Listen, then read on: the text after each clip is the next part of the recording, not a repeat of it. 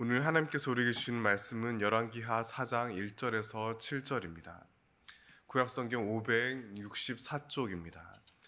열왕기하 4장 1절에서 7절 말씀을 저와 한 절씩 나누어 읽겠습니다. 제가 먼저 1절 읽겠습니다.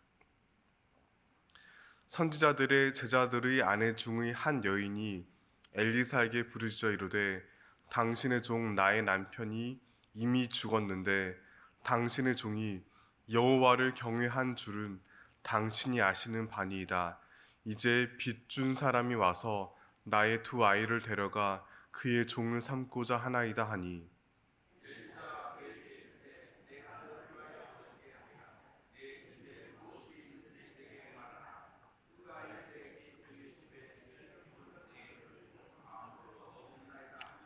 이르되 너는 밖에 나가서 모든 이웃에게 그릇을 빌리라. 빈 그릇을 빌리되 조금 빌리지 말고.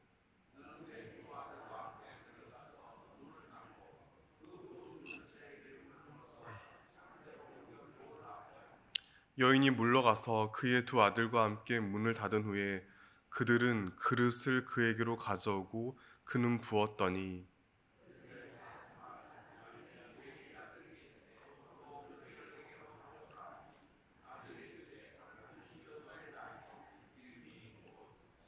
함께 읽겠습니다.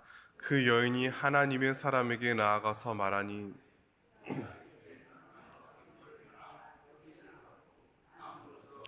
내 두 아들이 생활하라 하였더라. 아멘. 이 새벽 하나님께 갈급한 마음으로 나온 성도님들께 하나님의 따뜻한 은혜와 평강이 가득하시기를 축복합니다. 본문 바로 앞에 있는 열왕기하 3장은 모압과 전쟁을 치르며 겪은 이스라엘의 절망과 그 가운데 얻은 승리와 희망을 기록합니다.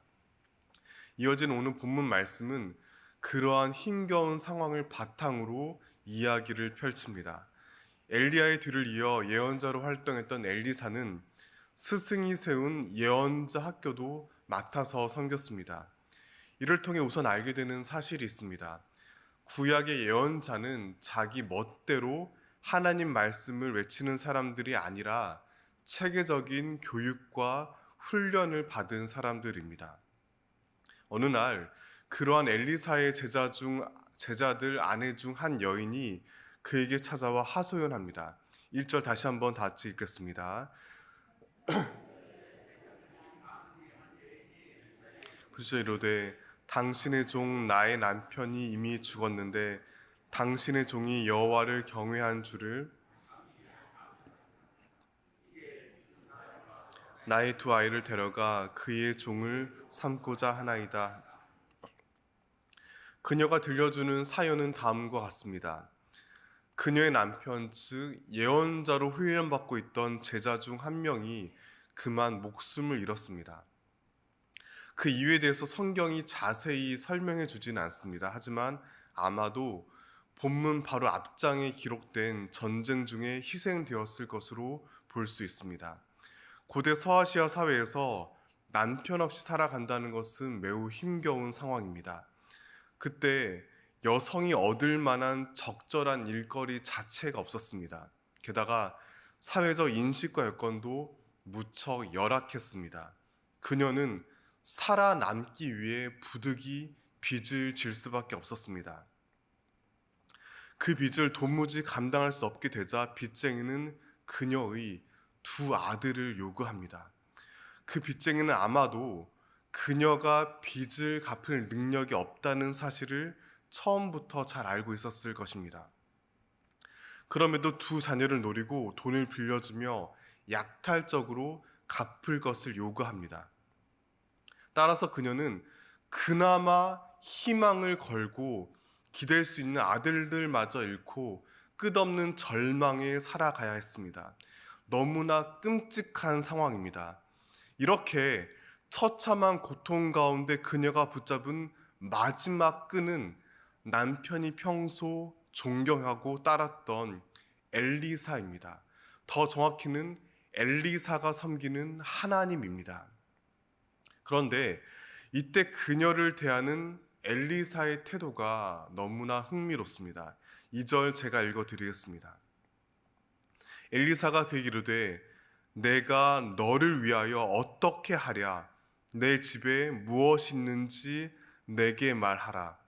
그가 이르되 계집종의 집에 기름 한 그릇 외에는 아무것도 없나이다 하니, 엘리사는 그녀에게 막연하고 값싼 위로를 건네지 않았습니다.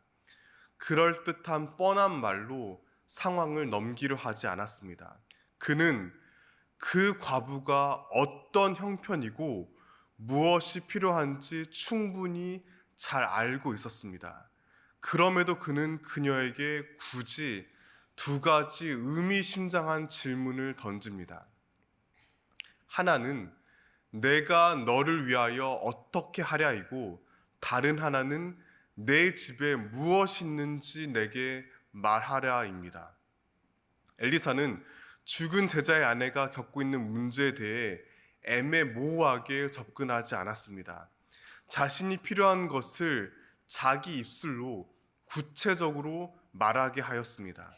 그녀 마음 깊이 휘몰아 닫힌 폭풍을 그녀 스스로 먼저 토해내게 하였습니다. 이것은 일종의 상담입니다. 사람들이 여러 문제와 아픔을 겪을 때 전문가와 상담해야 하는 이유가 무엇일까요? 자기가 현재 직면한 괴로움을 신뢰할 만한 누군가에게 털어놓아야 하는 까닭이 무엇일까요? 그렇게 함으로써 고통과 정확하게 마주하고 객관화하기 위함입니다. 바로 여기서부터 본격적으로 치유가 시작됩니다. 우리가 하나님께 기도할 때 가져야 할 마음가짐도 마찬가지입니다. 물론 너무 힘들고 괴로울 때 내뱉는 신음 역시 하나님께서 귀 기울이십니다. 그러한 신음 자체도 분명 소중한 기도입니다. 굳이 주저리 정확한 문장을 애써 나열하려 할 필요 없습니다. 하지만 동시에 우리가 필요한 구체적인 내용들, 그리고 하나님께 바라고 기대하는 바들을 가능한 한 정확히 토로하는 것 역시 무척 중요합니다. 그렇게 하지 않으면 하나님이 들어주지 않아서가 아닙니다. 주님께서 그런 우리의 소원들을 모두 정확히 들어주길 바라서도 아닙니다. 엄밀히 말해 눈에 보이는 응답 자체는 그리 중요하지 않습니다. 대신 구체적인 기도를 통해 삶 구석구석 깊숙이 다가오시는 은혜의 손길을 깨닫고 신뢰해야 합니다. 내가 너를 위하여 어떻게 하라라는 말씀에 반응해야 합니다. 그러므로 하나님께서 우리를 위하여 하기 원하시는 일들을 솔직히 투명하게 낱낱이 아뢰시길 바랍니다. 다음으로 엘리야는 그 이름 모를 과부에게 이렇게 물었습니다. 내 집에 무엇이 있는지 내게 말하라. 집으로 대표되는 일상을 보내는 가장 친숙한 공간에서 하나님께서 쓰실 도구를 구하는 질문입니다. 아무리 가난한 집이라도 비록 작고 초라하나마 뭐든 한 가지 이상은 가지고 있기 마련입니다. 그녀에게는 그것이 기름 한 그릇이었습니다. 특히나 대화의 맥락을 보면 그 기름 한 그릇은 그녀에게 오히려 결핍과 절망의 상징이었습니다. 하지만 그 이야기를 들은 엘리사는 이웃들에게 가능한 많이 그릇을 빌려오게 합니다. 그런 다음 문을 닫고 기름을 그릇들에 붓게 했습니다. 이런 예언자의 말에 과부는 순종하였습니다. 그 결과를 보여주는 5절과 6절 함께 읽겠습니다. 여인이 물러가서 그의 두 아들과 함께 그들은 그릇을 그에게로 가져오고 그는 부었더니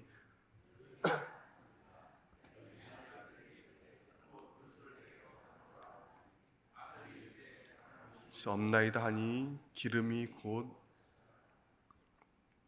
원래 그녀가 가지고 있던 기름은 한 그릇에 불과했습니다. 그런데 빌려온 그릇들에 옮겨 담아도 기름은 그치지 않았고 마침내 모든 그릇에 가득 채우게 되었습니다. 그 결과 기름을 팔아서 빚도 갚고 생활을 이어갑니다. 분명 너무나 놀라운 이적입니다. 결핍 속에 괴로워하는 누구나 부러워할 만한 하고 기대할 만한 장면입니다. 하지만 이적이 가진 화려함에 눈길을 뺏기지 말아야 합니다. 그 이적의 시작과 의도를 눈여겨봐야 합니다. 바로 그녀가 가진 한 그릇 기름입니다. 우리 역시 마찬가지입니다. 주님은 삶에 지친 우리에게도 분명 새롭고 놀라운 일들을 이루어 가십니다. 분명히 믿으시길 바랍니다. 그런데 그때 대단한 헌신과 거창한 순종을 요구하지 않는다는 사실 또한 유념해야 합니다. 그저 일상 가장 가까운 곳에 있는 저마다의 적은 기름 한 그릇을 기꺼이 받으시고 사용하십니다. 그것을 통해 깊은 섭리를 열어 가십니다. 또한 기름을 무한정 주지 않으시고 정확히 필요한 만큼만 주십니다. 초자연적인 사건에 지나치게 의존하지 말고 다시금 일상을 꿋꿋이 살아가라는 소명으로 이끄십니다.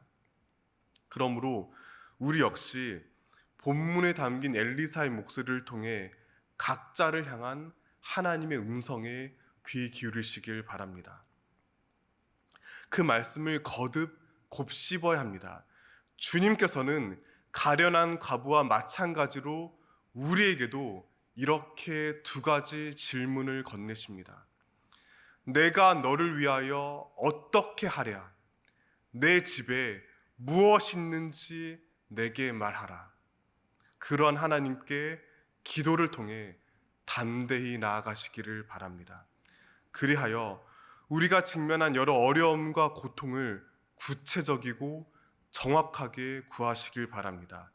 주님께서 그 모든 아픔을 먼저 아시고 함께 하시기 때문입니다. 그런 주님께서 삶 가운데 이루실 능력과 지혜를 간절히 구하며 기대하시기를 바랍니다. 동시에 주님의 눈부신 이적은 평범한 일상 가운데 가장 익숙하게 가까이 있는 것으로부터 시작함을 기억해야 합니다. 하루하루의 모든 만남과 소임들을 소중히 여기시길 바랍니다. 작고 여린 삶의 순간들을 귀하게 여기시길 바랍니다. 그리하여 하나님의 뜻은 언제나 일상을 통해 일상을 넘어 일어나 다시 일상으로 돌아오는 것임을 늘 마음에 새기시길 바랍니다.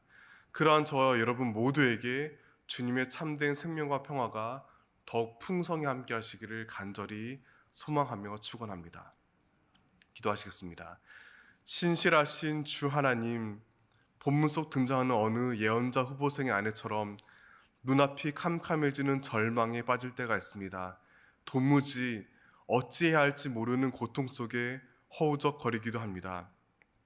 그런 저에게 주의 종을 통해 말씀하시는 음성에 귀 기울입니다. 내가 너를 위하여 어떻게 하랴? 내 집에 무엇 있는지 내게 말하라 라고 물으시는 주님의 목소리에 반응하길 다짐합니다. 현실 속 구체적인 문제를 정확하게 아뢰며 이미 일상 가운데 주신 은혜를 발견하게 하여 주시옵소서. 이제는 저희 삶의 참 소망으로 다가오시는 주 예수 그리스도께서 주시는 은혜와 아버지 하나님 베푸시는 사랑과 성령님이 이루시는 사귐이 구체적인 아픔을 주님께 토로하며 일상 가운데 회복을 누리길 다짐하는 이 자리에 모인 온 성도와 그 가족과 삶의 자리 가운데 영원히 함께 하시기를 축원합니다. 아멘.